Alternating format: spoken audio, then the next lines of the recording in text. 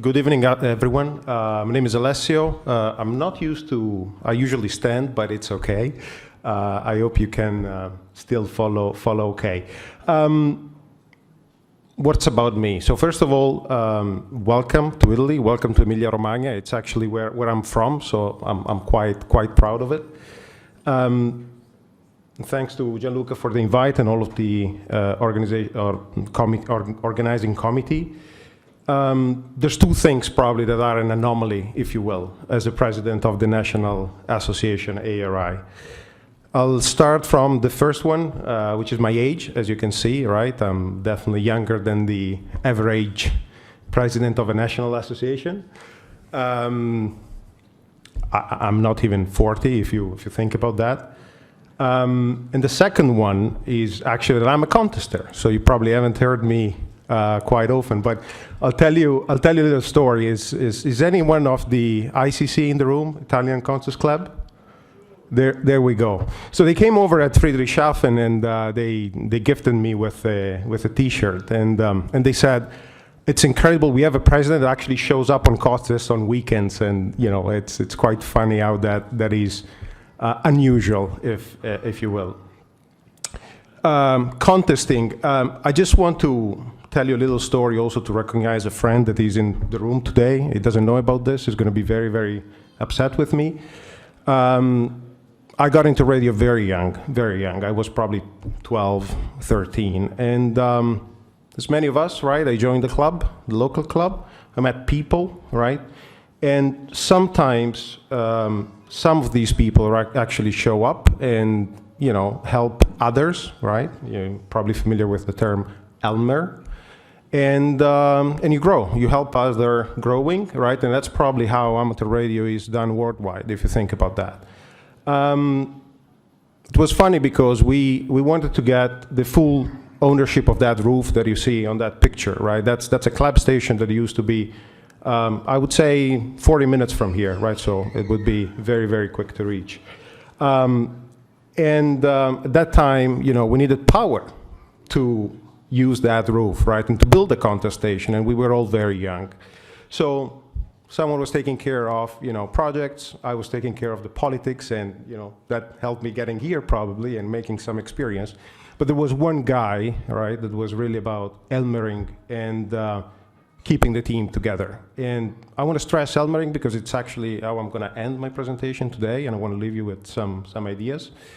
That guy, right, was supposed to play an active role at this event. He was supposed to be either a referee or a side manager, but unfortunately decided to be to play the youngster and go by bike and injure himself. So Andy, I just want to recognize your role in Elmering, and if you can stand up your good end, and if we can welcome Andy, IK4 VET, which is going to be, unfortunately, quite passive in the event. But role of Elmering is where, again, I want you to really focus. So I think we heard just a very, very good speech about, you know, where we are and why Bologna and Emilia-Romagna is such an important region for radio. So Italy is number radio land of definitely great contesters, right? We know that. That's for sure. But I just want to give you some notes on operating from here and what is about being an amateur radio in Italy, right? And I start with this. If I think about the regulations, right, what is allowing us to own a license in Italy, right? It's very simple. We have an AREC 500 watts single class lifetime call sign, and it's actually quite funny if you noticed. Most of our call signs are very long, and that's by definition because one of the things that hasn't changed in 70, 80, 90 years is the vanity call sign as well. But you know, thinking of Elmering, which again, like I told you, is really the theme. You must be 16 or older to own a call sign, right? You can probably operate before, but you must be 16 or older. And if you think about where you're coming from, this might be very odd. Right? Think about the United States. There's no age required. Currently, we don't have a novice class, so it's very hard to get newcomers, right, with a very simple exam in. we can't take control of exams or, help the administration running the exams. And unfortunately, we don't really have a legal way, let's put it that way, to get kids on the air during events. And I'm looking Philip and all of the discussion we have at Yarrow level. This is, of course, creating a lot of, troubles for us, and we would definitely like to get better. So on a funny note, I will say we just have 20 kilohertz on top band, and that is a very, very strange thing in Europe. I think in Europe, region 1, we're the only one with such a low bandwidth. By the way, one of the things that I'm very committed to is the relationship with the administration. We have 2 members of the administration in the room today. It's Corrado and Gianluca. If you can please stand up. Corrado and Gianluca from Mise. Mimit. There we go. And just to give you an idea of how we try to work with the administration, this is our national journal, and just last month we worked on a quite sensitive topic, which is, as you can imagine, the digitalization of all of the documents and regulations about amateur radio. And we did this really in pair with the administration. We worked very, very tight together in a concept of, if we help the administration getting better services, we get better services, right? And that's really what we're trying to change and get better. And I'm sure, as you can imagine, should be a top priority of a national association. What keeps me up at night? Not my 3 young kids, not my full-time job, definitely not the financial of a no-profit, because as you can imagine, with a no-profit, what you get is what you spend, and that's it. What really keeps me up at night is the people that we get involved, and we try to keep all together under the same virtual roof, if you will, right? And I'm still struggling to understand how in 20 years, right, in a country like ours with 59 million people, right, managed to actually lose amateur radios and not really engaged. Multiple reasons, right? We didn't use the social networks enough. We didn't leverage the technology innovations that came in. I think we did a very, very bad job, right? Trying to get new people involved and get ourselves known. What do we do? Why we're here? What it takes for people, right, to become experts like you. Luckily, we have been able to change this in just 1 year, as you can see, but it's a very, very tough end. One of the things we're working on, and I'll give you some ideas, which I hope you can also take back to your own associations, which I hope are doing better than us, but I know this crisis is a little bit everywhere. I think a country like Italy with about 60 million people probably has a potential to get up to 1,000 new hams every year. And if you think about that number, if you think about the contest signals that you were getting in the 90s and then 2000s and then later, right, that would be awesome. That would be fantastic. I'm dreaming of that, getting new people in, signals back in the air, crowded bands, have fun. So we got to work on, onboarding new good hams, right? And it takes a whole journey to do that. Can I ask you guys a question? What do you think is the average age of someone that has never heard of amateur radio and wants to get in? Speak up, some numbers. Average age of first touch. 55? 40, 45? You actually have a quite good idea of that, right? It's 46.5, at least in Italy, okay? I don't think it's very different elsewhere. You just need more kids. We need more kids. You're 100% right, my friend. But if we actually look at how they are distributed, yes, we do have more kids, okay? And look at that. 12% are actually below 30 years old, okay? And this is a sample of 1 year across multiple regions in our country, right? 28% are actually younger than 40 years old. And still, okay, between 40 and 60 years old, it's still 53%, which is a good percentage. You have a lot of years to enjoy radio, even if you are between 40 and 60, right?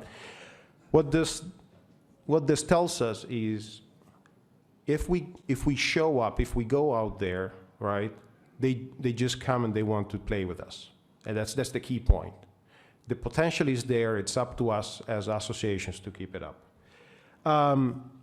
So what did we do?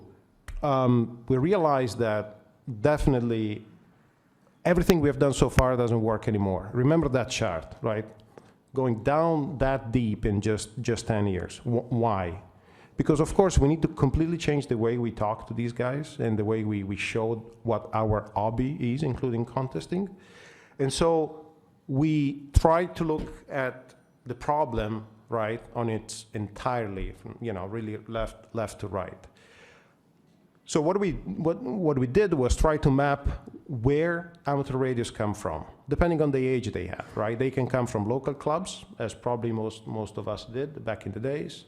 Father was a ham, he's a ham, or maybe they're interested in science, maybe they've seen something at school, right? Maybe they've seen something at scouting, whatever. And I think, when we pick up these folks, I think we do a yellow job. What does it mean, yellow? We could do better, right? But still in Italy, we see quite a good number of interest coming in. And I call that inception. It's where you talk to a young kid or to a grown-up man or lady, and you show what amateur radio is, the inception. What comes next? Someone is to train them, get them on an exam. This is true everywhere in the world, right? This of course, is what it takes. And luckily, we do a fantastic job. That's why I put that green. We train them very well in Italy. We get them on the exam. They pass the exam. What is the problem? I was talking about Elmering, right? And I mentioned what happened to me a few years ago. We do a terrible job, and I think this is true in most countries, of Elmering them and helping them understand actually what it means to use and leverage and grow into amateur radio. And that's the key point. And guys, that's a responsibility that all of us carry everywhere we go. And it's not about getting a guy or a girl interested in amateur radio. It's about developing their passion and showing them that things are possible. And I would really like you guys to take this back home. So on a closing note, because I think we all want to get a drink maybe, what are my takeaways, right? How do I run the National Association? And how maybe this is not very different from how you're going to run the contest this week, right? But the first thing is we are in control, right? I'm in control of the association for a limited time, right? As you know, in association, you probably are up for 2, 3, 4 years. Then there's a new election. That time needs to be used wisely. You guys are on the air for 24 hours. You got to use it wisely. That's number one rule. Trust the numbers. The one thing I learned during my very early days of contesting was about numbers. I read the numbers, I trust what the numbers tell me, I challenge those numbers in contesting and running the club. That's why I was showing you the average age, the trend of the subscriptions, etc. Then we need to learn to react to changes, right? How many times you decide, should I change band? Should I change mode? Should I stay here, right? That's exactly what you do with an association, especially when you are involved in a very dynamic digital world. You may publish some advertisement on Twitter today, and in 6 months, Twitter is not the best way to attract other people, et cetera, et cetera. Read your numbers again, right? How much this is true in contesting as well, right? So keep challenging yourself, keep reassessing. Why did I show Generation Future? Because you need to look at the bigger picture. You need to look at the entire contest, right? Not just as, these 6 hours because it's daylight and I'm going to work the US. I need to look at how I get the guys in the first side and how do I train them. At the same time, like in contesting, we need to prefer quality over time. We want good operators, we want good QSOs, we want those call signs to be correct in the log. We want these guys to follow up and be maybe at WRTC next time. So enjoy your stay here in Italy. Most welcome from the National Association and 73s.